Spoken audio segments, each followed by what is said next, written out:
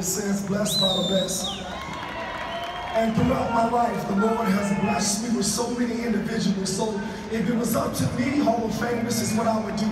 With my jacket, if you would appease me, I would like to put every last one of the individuals that I told you, especially in my life, in my jacket somewhere.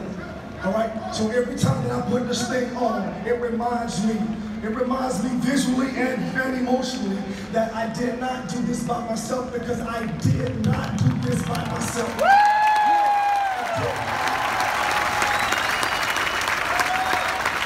So my big brother Troy, brother, I thank you. I thank you for the example that you set for me. Like, you were a rabbit for me to chase. The way that you handled your business, the way that you techniques on the field, I look up to you. And that's why I had you present me. So thank you for being the man that you are and allowing me to look at you, model myself after you, and become the man that I'm going to become.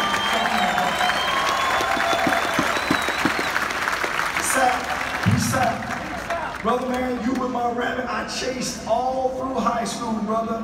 You were that dude. I wanted much success for you, but what I wanted to come get you, brother. I wanted to supplant you to be that dude. Listen, I know I didn't do it by myself, and so there's coaches, there's teachers, my family, I'll talk about them later. There's doctors, because I'm a physical safety, so I was beat up quite a bit. Trainers, massage therapists, my teammates, listen. I had a healthy dose of fear of letting you down. That's why I went so doggone hard. I never wanted to let you down. I didn't. Anything that I could do for you, you know I would do for you.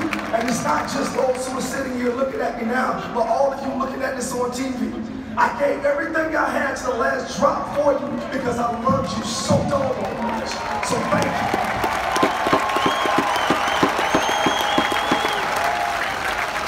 So when I put this jacket on, Jacksonville became another Hall of Famer. The North Side, Duval County, became another Hall of Famer.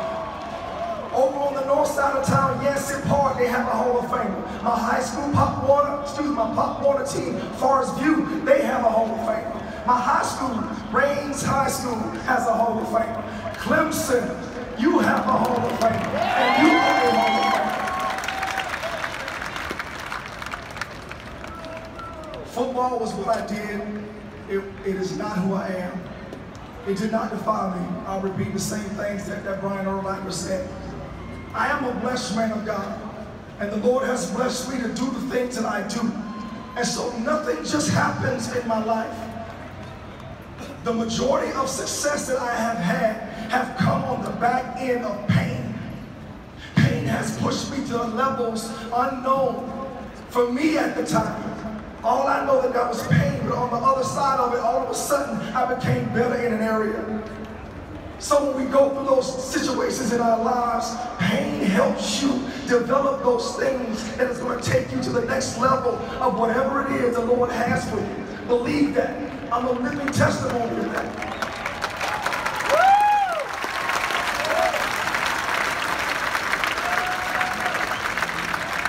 See, there's a purpose for my pain. There's a purpose for my pain.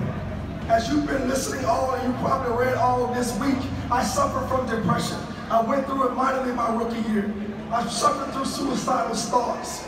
And I wasn't just suffering through suicidal thoughts, I was actually planning the way that I would kill myself so my wife would get the money. Not yet, not yet. Come on, Doc! Come on, Doc!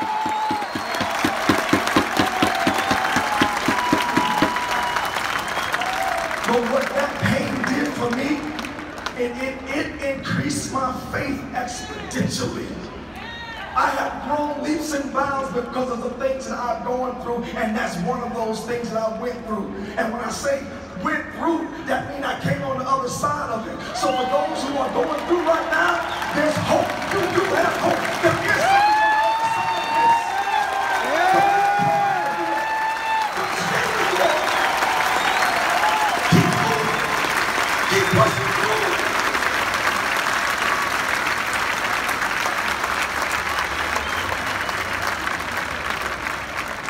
It wasn't supposed to be This wasn't supposed to happen to Brian Dawkins. It was not. I was not the biggest of guys growing up. I was not always the dude. That's why I was chasing Pat so doggone much. But it was never me. And I was always called little this, little that. And I got tired of that crap. And so I grew a chip on my shoulder, but also what began to grow was anger in me. And that anger in me became violent anger that I would lose control of every once in a while. And the Lord spoke to me. He said, when you have that type of energy, let's think about a water, let's think about a flood. When a flood comes and it washes everything out of its way. But when you put a dam up, and then you put vents in it to allow water to flow through the dam, it gives you an energy endless. So when you see me calling like that, when you see me acting the fool, that's some of that energy that I from that anger that I had bottled up. Yeah, that chip on my shoulder.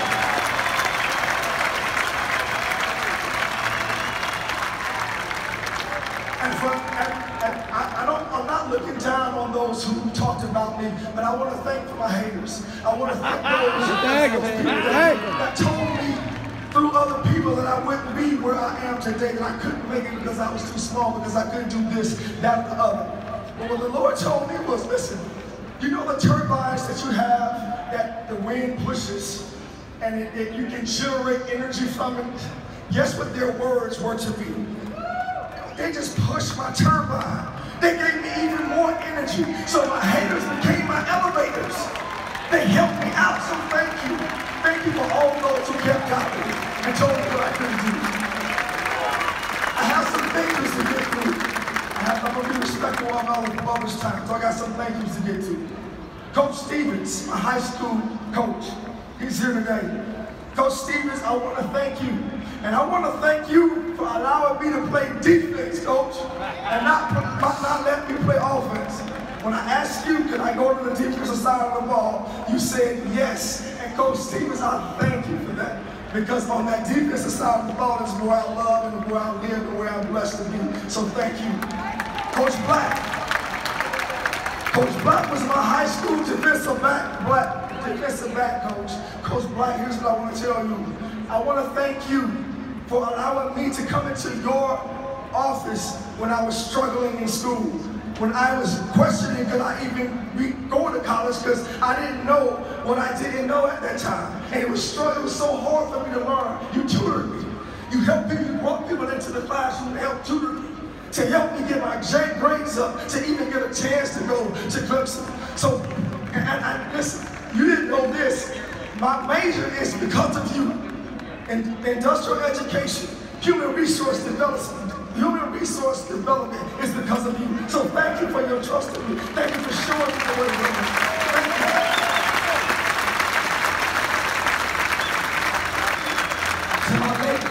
To my late high school basketball coach, Coach Humphrey, he's not here, but what Coach Humphrey taught me is that if he can't break me, nobody can, because we ran more than a track team. We did so many things. Now, usually people would run 20 laps, 15 laps. Coach Humphrey would have us run 100 laps, 50 laps, 75 laps. There were times we didn't touch the ball. We ran the whole practice. And then we would think we were about to start doing some basketball drills. He would say, all right, see you next time.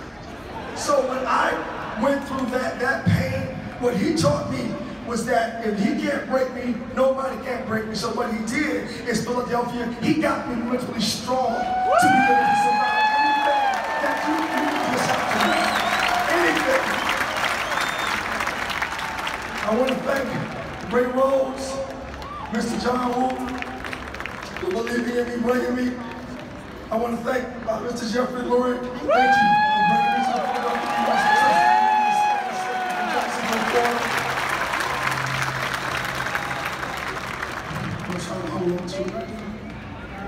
Emmett Thomas, right? Emmett, I want to thank you. I want to thank you. I can't believe I'm going to start crying. You bless me. I call you Uncle Emmett for a reason. When I was in those depressive states, when I was thinking about suicide, it was because of your hand, your guidance. and you're believing in me, helping me to go see somebody about the struggles that I was having, to allow me to be alive today. So you're one of those guardian angels that blessed by the blessed. Yes, I've been blessed, and he's one of the blessed that I'm talking about. So but also what Emmett did for me is Emmett would not let me settle for average. He would not let me settle for good. He saw greatness in me that I did not see. He saw something in me and he would not let me settle. He kept pushing. It was hard. I was angry sometimes. Like, man, I had a good game. No, you did. You should have made that. You saw that play. You should have made this. So he kept pushing me.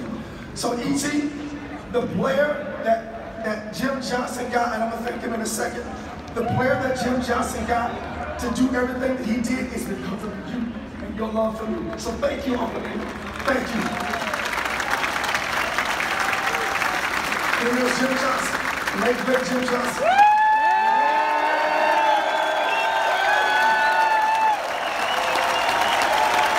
Yeah, I know Jim is looking down on us. I know he's looking down on us. And it's because of Jim and the way that he used me all over the field. I'm blessed to put up the numbers that I put up and bless my teammates the way, and bless the city the way that I blessed it.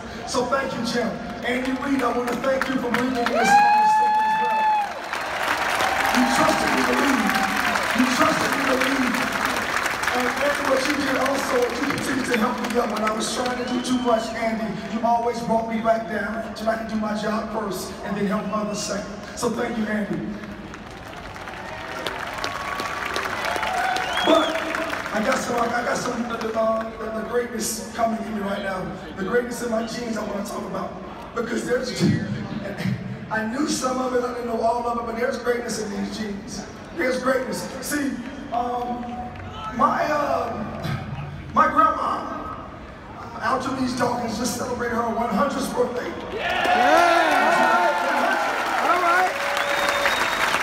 And she sang a melody, a couple of songs in an opera voice. So she still has her wits, she still has her lung capacity, and those are wonderful things, both of those, but she is an anointed woman of God. So what I saw in her is what a Christian really was. So I saw on a daily basis who that was. I can look to her and understand what I need to do to be something like her, because I love her to death and I thank God for her being in my life. Then there's my grandfather. My grandfather, Ralph Dawkins Sr., was the first African-American golfer to win a tournament in the state of Florida in an African-American golf tournament. So there was greatness in there. My mom. Like, you want to know where the fighter in me comes from? Yeah, that's my mom. That's my mom. My mom has survived a couple of strokes. She survived breast cancer.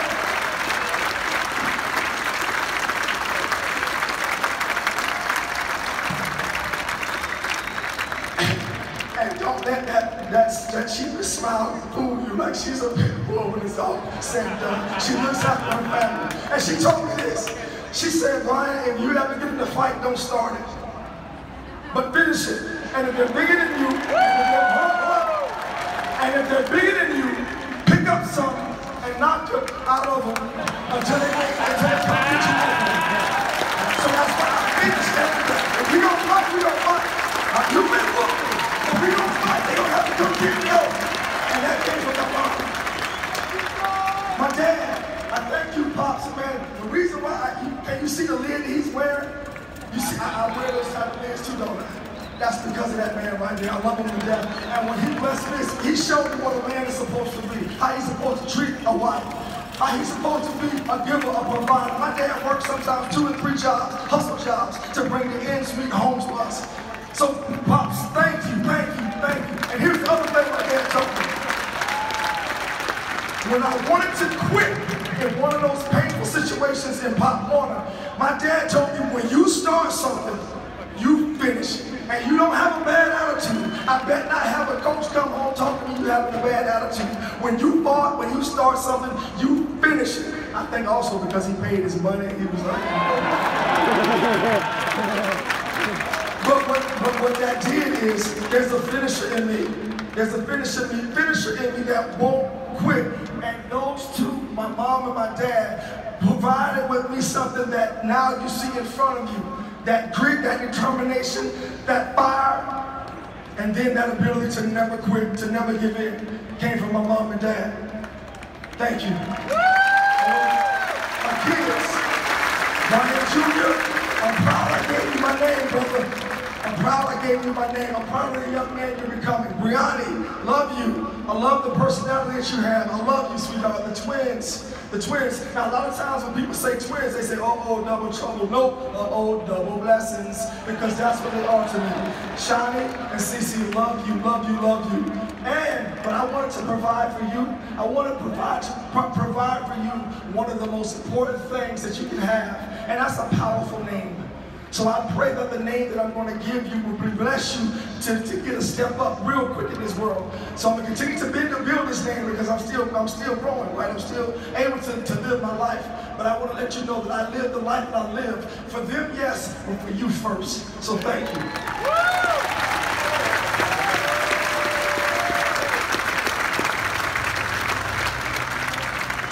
I want to make sure I acknowledge my sister Marion and my brother Ralph, Dawkins Jr., excuse me, the third, I'm all over the place. The third, Ralph, I thank you for what you showed me. You showed me that it's possible for me to get out of Jacksonville to go to college. And I saw that through you, and I saw that it was possible to even get to the NFL because you got there first. So I saw that in you, and I saw your work ethic, and I modeled some of that stuff. So some of the stupid stuff that I did was I would go and run in the heat of the day in Jacksonville, Florida with a bag on, a trash bag on.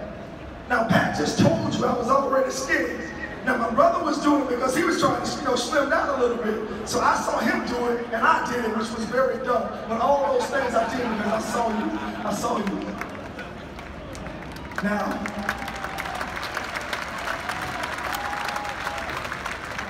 last but not least, is my beautiful bride, Connie. The best once again. The other part of me being here is because of that woman, because of Connie, because of you, because of your urging me to go see a psychiatrist, to go to talk about my problems and be more open with you about my problems so we can talk things out. You prayed for me, you were there for me, you would not let me settle. And for that, I want to present something to you today, all right? So I have my gold jacket, right? What I want to present to you, sweetheart, is something golden as well. So can we get that out real quick? Yes. Could you stand up, sweetheart, and put that gold rail on right there? Yeah. Yeah. Yeah, that's the whole thing right there. Yes, sir. That's the whole thing right there. Yes.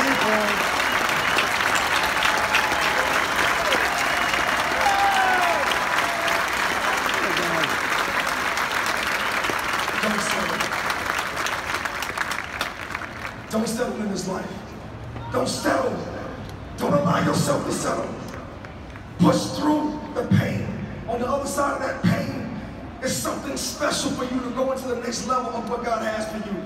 Now see, my number is 313, right? So 3 I think about, okay, the first 3 I think about the Father, the Son, the Holy Spirit. That's the Trinity, right? The second 13 I think about my birthday because I was born October 13th, 1973. Now, if you add 3 plus 1 plus 3, I believe that's 7. And so for many of you believe that to be what? The number of completion, huh? Right? So this chapter of my life is completed. It is. But I believe that this next chapter was going to be something special with His guidance. And the only way that I can have that thought in my head is the fact that I think and I believe that there's going to be some painful things to come. It is. I know it is. But I'm prepared for the pain. I'm prepared to push through it. I'm going to persevere through it with His help and His guidance. And with that purpose and with that pain, I'm going to be able to bless so many more people with what God has put inside of me. So thank you, thank you, thank you. And finally, let's talk about these Eagles fans.